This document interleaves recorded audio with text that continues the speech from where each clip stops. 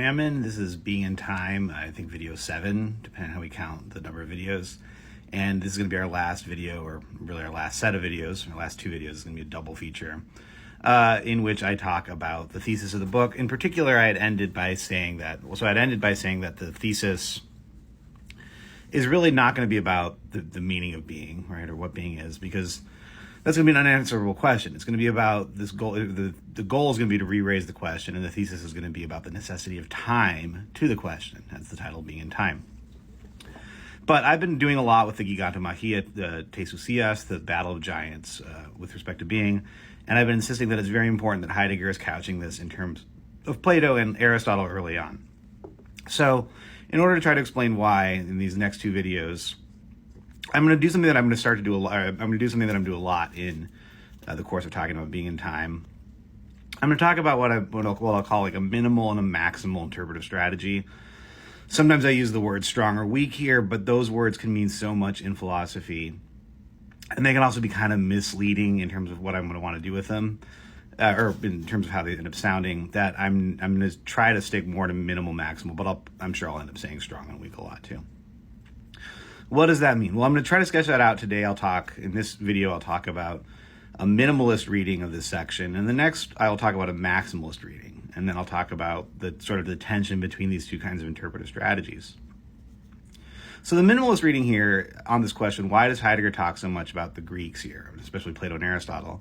And what does he mean when he says that Plato and Aristotle managed to wrest something from phenomena that we've largely forgotten? And as we answer this question from what I'm calling this minimalist perspective, it's also going to help us understand why this is a question worth asking, perhaps. Right?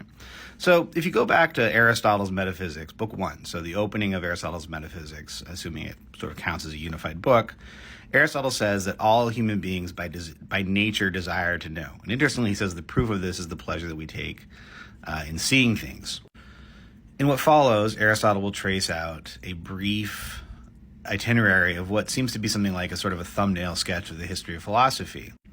People start off by asking very specific and concrete questions, and as they answer those questions, and also interestingly as their leisure, which is where our word for scholasticism comes from, as their leisure goes up, they begin to ask more general, more broad questions.